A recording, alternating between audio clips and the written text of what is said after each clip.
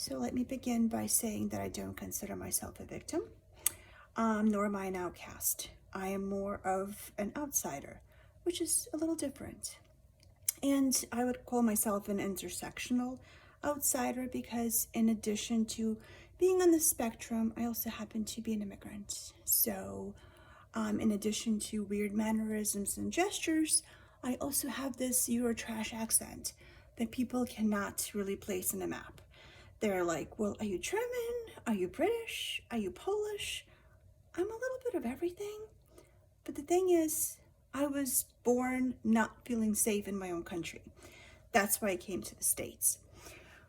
So, as you can imagine, I do speak a couple of languages, but one language I could never master was small talk. Yeah, and it's really difficult to make eye contact. I'm going to end up with a terrible migraine if I force myself to make eye contact for a long time.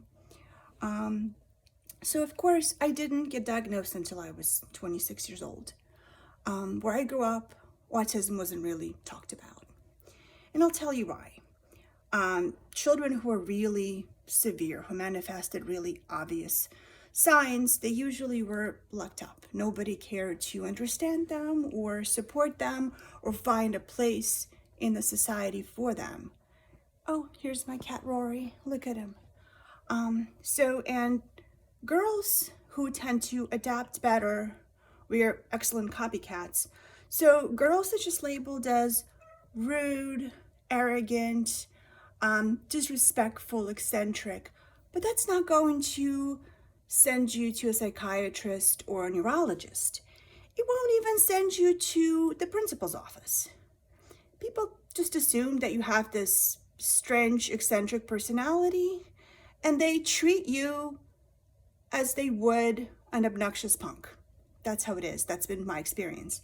And also, neurodiverse women are not really easily socialized in terms of gender. So I can only be as feminine as my genes tell me. It's in my DNA. So I don't necessarily reject all gender roles. Some people find them comforting. It gives them a blueprint on how to behave. It's just this blueprint doesn't work for me specifically. I remember being 12 years old playing with toy soldiers, and apparently one of my teachers was horrified. She said, "Oh my God, you should be ashamed. You should be playing with makeup and hanging out with other girls your own age."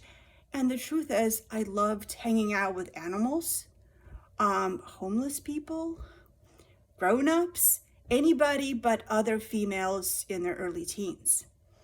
So in the country where I grew up, that was considered kind of defiant. I was a bit of a rebel, but of course it wasn't obvious enough for me to, be escalated.